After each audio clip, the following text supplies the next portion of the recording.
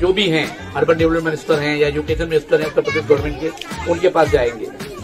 दूसरा आता है मामला, जब लड़का पढ़ जाएगा तो उसकी नौकरी चाहिए। नौकरी के लिए आप लोग याद होगा कि यहाँ से 10 किलोमीटर दूर पे क्यातर का मैदान बोला जाता है। अभी हाल ही में मेरा ख्याल 3 साल पहले हमारे कुछ किसान भाइयों ने स्ट्राइक की थी, क्योंकि पेप्सिको कंपनी ने वहां पे अपना प्लांट लगाया था। लाखों लीटर पानी का इस्तेमाल होता है और लाखों लीटर पानी जो है जाया होता है, मतलब खराब हो जाता है। लेकिन उसके बाद क्या हुआ, स्ट्राइक हुई, जो भी है जैसा है सॉल्यूशन हुआ। लेकिन हमारे कस्बे के कितने बच्चे लोग वहां नौकरी पे रखे गए? नहीं रखे गए, या 2-4 रखे गए होंगे मामूली से।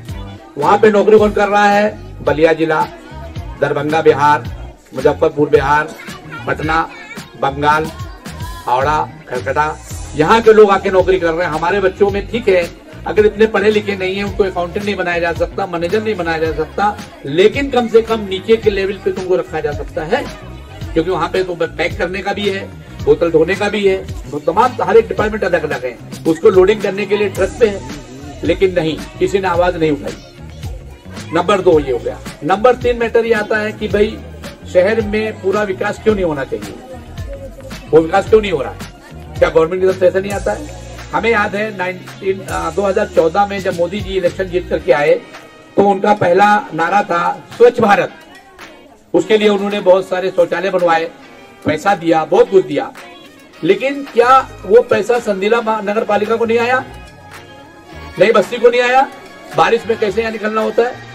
मेरी छोटी बहन यहाँ पीछे दी हुई है, हम उसके आते हैं तो भाई किस तरह आते हैं, कैसे आते हैं? बोलते भाई साहब आते नहीं, मेरा बेटा आने के बाद फिर नहाना पड़ता है। तो कहने का मतलब पैसा है कि नई बस्ती में पैसा क्यों नहीं आ रहा है? आप लोग 2-4 बच्चे लोग जमा होइए और जो चौराहा है इमलिया बाग से लेके बस अड्डा, उसके आप सीधे हाथ की तरफ जाइए और इधर आइए। तरफ तहसील हुई, जो लोग जानते हैं, अपना हमारे मोहतरम विधायक, एक्स विधायक मोहतरम मन्नान साहब रहते हैं, और अपने इस तरफ आइए मूसेपुर की तरफ आगे तो चमरौदा चले जाइए, सराय चले जाइए, वार्ड नंबर 19 चले जाइए, वार्ड नंबर 10 चले जाइए, इमलिया बाग के इस तरफ का रोड गढ़ी जिसको कहते हैं वहां चले जाइए। वहां पे साफ सफाई का मामला नंबर 2 का है। क्यों भाई?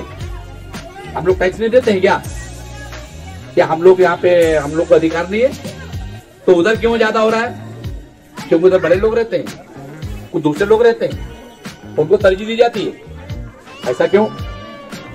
दूसरा मामला, अभी हमने कल ही कुछ जगहों पे देखा, चेक किया कि भाई वाटर डिपार्टमेंट की, नगर पालिका की वो आई है टैक्स भरने की नोटिस बोलते हैं। उस नोटिस के अंदर एक जगह हाउसलेस लिखा हुआ है और पानी लिखा हुआ है, पानी का, ठीक है, और दूसरी रसीद फिर भेजी गई है, उसके अंदर फिर 300 रुपए मांगे जा रहे हैं पानी के अलग से। तो एक ही चीज का 2 बार पैसा नहीं लिया जा सकता है। ऐसा क्यों? टैक्सेस, मैं अभी दौरे पे था, इधर कई मोहल्लों पे गए तो कुछ औरतों ने बातचीत हुई, कहने लगी भैया किसी तरह से ये वो बेच करके हमने घर तो बनवा लिया, लेकिन अभी 3 महीने पहले हमने हमारे कान के बुंदे बेचकर टैक्स अदा किया है। पैसे थे हमारे पास 300-400 रुपए, लेकिन टैक्स आया कितना? साल का 2000 रुपए, 1500 रुपए, 1000% टैक्स क्यों बढ़ा? क्या संदेले में इस लायक लोग हैं या उनके पास कोई कारोबार है? भाई किसी तरह से दाल रोटी चल जाती है। महंगाई क्या है? 35 रुपए किलो आटा हो गया है। चावल, कोई भी मामूली से मामूली चावल खाने जाए 45 रुपए, 50 रुपए कम नहीं है। तो भाई आदमी सब्जी ठीक है, चलो थोड़ी सस्ती, आलू 10 रुपए किलो, आलू खा के आदमी जिंदा रह सकता है क्या? तो जब तक, देखिए एक चीज बहुत बड़ी है, मैं तुम्हें महाराष्ट्र, गुजरात, बेंगलुरु में देखा है, बाबा साहब अम्बेडकर ने मराठी में कहा क्या? शिक्षक अरकवंशी हैं, उनके हस्बैंड एक बहुत बड़े ऑफिसर हैं, एक्साइज कमिश्नर हैं दिल्ली के अंदर, बहुत पैसा उनके पास था। भाई पैसा है, गए गवर्नमेंट में, भाई हम इतना 2 करोड़ खर्चा करेंगे, मुझे टिकट दे दीजिए। टिकट मिल गया, इलेक्शन जीत गई। और 3 बार के जो हमारे मंत्री महोदय जी थे वो नहीं जीत पाए, 92 करोड़ हार गए। क्यों हुआ? पढ़ाई, एजुकेशन है। तो आप लोग एक टाइम मालूम करिए कि आप ऐसा हम हैं, हम साथ में रहेंगे। यहाँ पे मैडम आती हैं, किसी दिन हफ्ते में 1 दिन आती है, वो यहाँ बाकायदा रहती है, अभी उन्हें घर भी लिया है, शायद यहाँ पे मुकाम भी रहेगी। तो आप लोग अपने बच्चों को एजुकेशन के लिए जो भी पढ़ाई करना है, जरूरी नहीं है कि इंग्लिश मीडियम हो। मेरी पढ़ाई उर्दू मीडियम में हुई है, अलिफ से 5th तक उर्दू मीडियम, 6ठे से 10वीं तक हिंदी मीडियम, और 11वीं से लेके एमकॉम 16वीं तक इंग्लिश मीडियम।